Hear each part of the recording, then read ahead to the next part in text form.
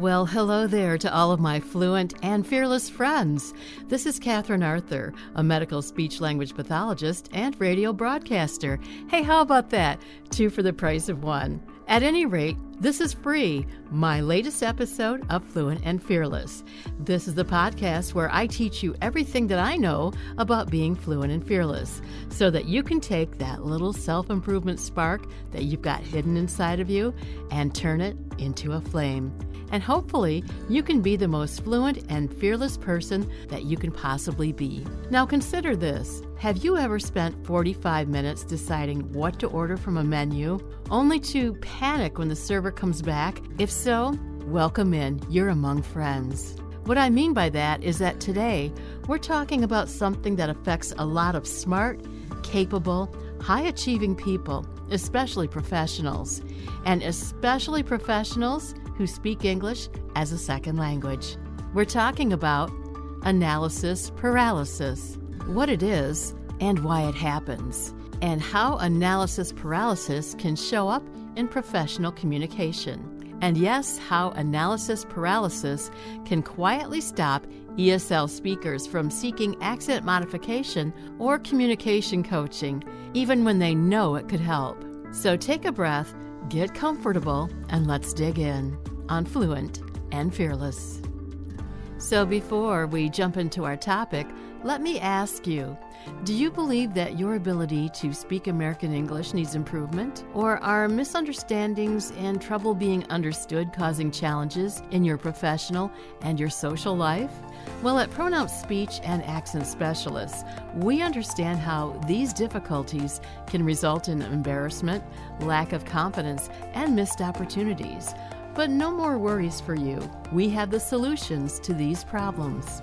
At Pronounced Speech and Accent Specialists, we're the experts in personalized accent modification training. We help those who speak English as a second language to refine their speaking skills, boost clarity, and feel confident in every conversation. So, do you want to speak American English more naturally and more effectively? Do you want to feel more empowered in any communication situation? You can do it, and we can help. We can help your voice to be heard and to be understood while you become more confident. And you can get started for free. Just go to our website at pronouncespeech.com. pronouncespeech.com. Visit our website today to learn how you can become fluent and fearless. Get started for free. That's pronouncespeech.com. So earlier I mentioned analysis paralysis. Just what in the world is analysis paralysis?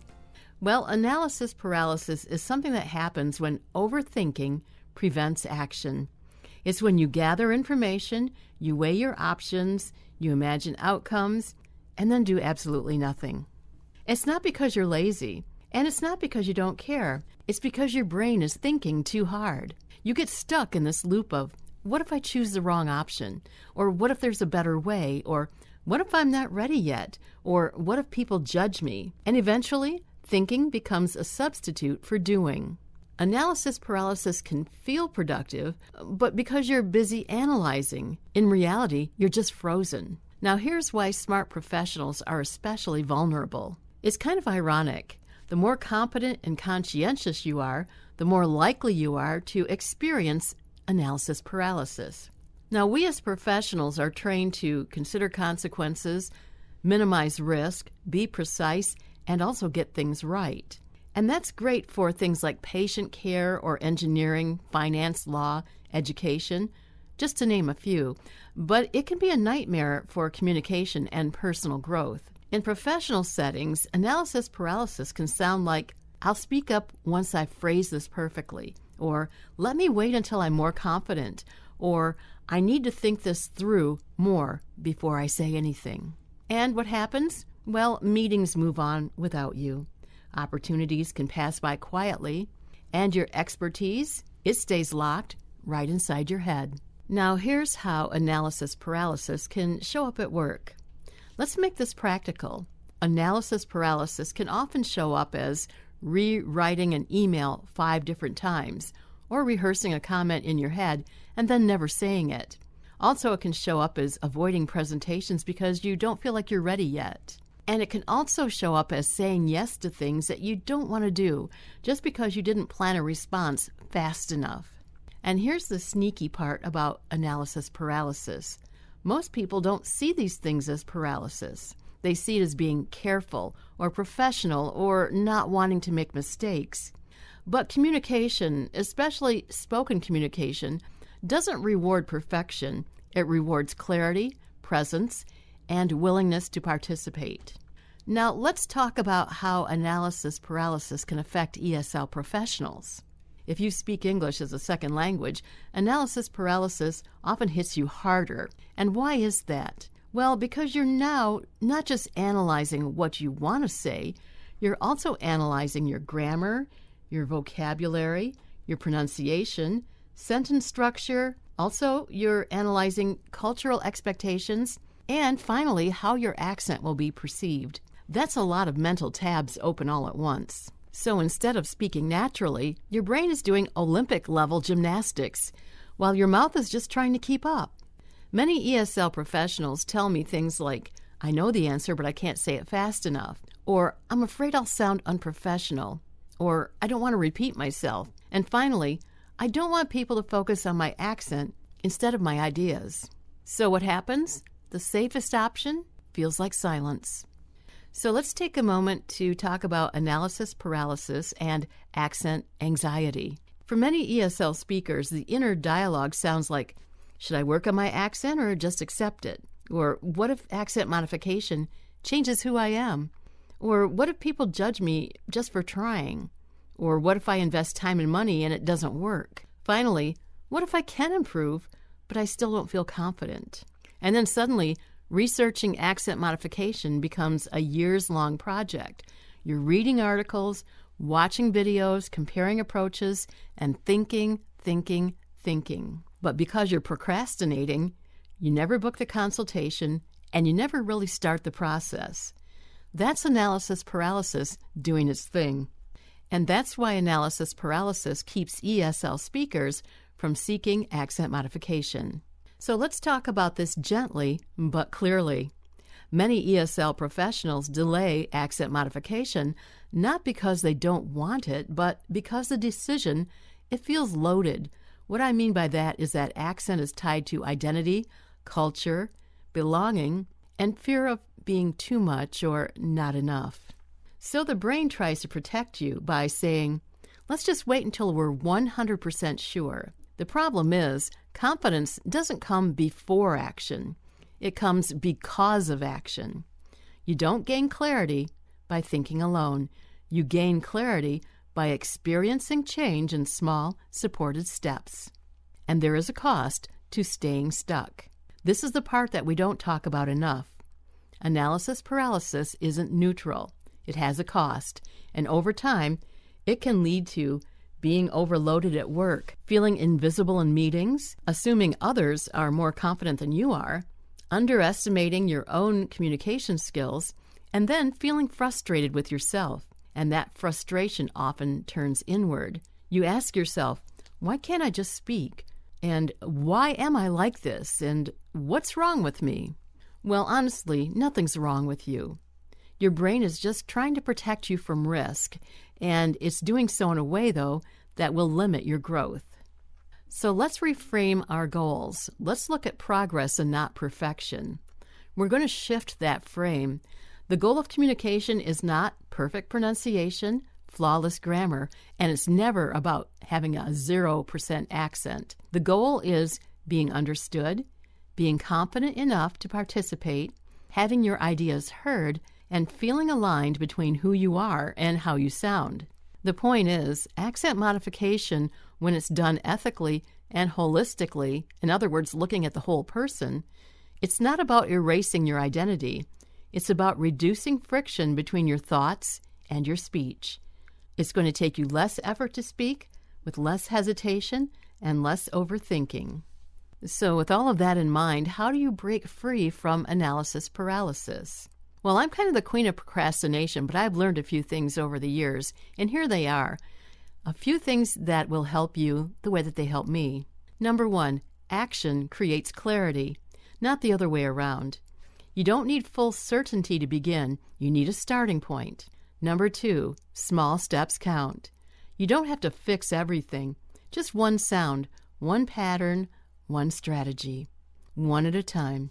Number 3, confidence is built through repetition, not thinking. Speaking more, even if it's imperfect, is how confidence grows. Number 4, you're allowed to invest in yourself. Seeking support, it's not weakness, it's professionalism. So here's a gentle invitation. If you're listening to this podcast and thinking, hey, Katherine, this sounds like me. If you've been stuck in research mode, if you've been waiting to feel ready, if you've been telling yourself, maybe later, this is your gentle reminder. Later doesn't create readiness. Trying does. Accent modification, communication coaching, or just practicing speaking more openly. These are not personality changes, they're tools. And tools exist, as we all know, to make your life easier. So I think what we've learned today is that analysis paralysis is very sneaky. It sounds responsible and it feels safe, but over time, it can quietly shrink your voice. And you deserve to be heard, not someday, not when you're perfect, but right now, as you are, while you're growing. So the next time your brain says, let me think about this a little bit more, you might gently respond with, what's one small step that I can take today? And that's where movement begins. And with that, thank you so much for joining me today. We discussed some simple ways that as a professional, you can break free from the habits that are holding you back, especially if you speak English as a second language. Please share this episode with all of your friends and coworkers. And if you've got any questions that you want me to cover on a future episode, go to my website at pronouncespeech.com. Send your questions my way. I really love hearing from each and every one of you. And while you're thinking about that and trying to break free from that analysis paralysis that we've talked about, here's something else that I want you to know. If you speak English as a second language and you're concerned about your pronunciation of American English, I am here to help you. I want you to become fluent and fearless, and I know you can do it, and I think you know it too.